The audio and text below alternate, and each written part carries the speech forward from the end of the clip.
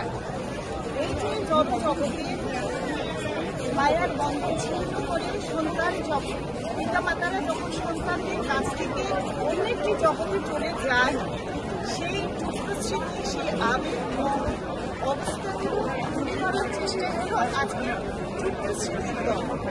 একটু এটা পুরোপুরি গল্প নয়, এখানে অনেক কিছু কাব্যগ্রন্থ রয়েছে এবং গল্প আর কবিতা সংমিশ্রণে আশা করি এটা বলে প্রকাশ হবে না, বাচ্চাদের হৃদয় জায়গায় নিয়ে সক্ষম হবে। এদিকে তাকান সবিতা। এত সাহিত্যিক বক্তব্য রাখার পর আমাদের বক্তব্য চলে না, এবারে আলাদা করে করুন।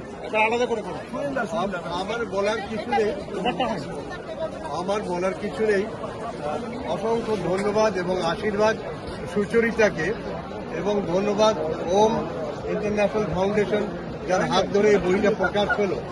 ওর যে কবিতাগুলো, এখানে একগুচ্ছ কবিতা, এই ক্ষুদ্র স্মৃতির দল, একটা কবিতা মানে প্রতিটা কবিতার মধ্যে কিছু না কিছু গল্প আছে, যেই গল্পগুলো মানুষের জীবন থেকে তুলে নেয়, সেগুলো আমরা পড়ে সমৃদ্ধ হব। আজ এই একগুচ্ছ কবিতা আমাদের হাতে এসে পৌঁছলো, আমরা পড়ব এবং এর প্রতিক্রিয়া পরে অবশ্যই দান করব। সুচরিতার কলম এইভাবেই চলতে থাকুক। আমাদের একজন হিতৈষী, আমাদের একজন কবিতা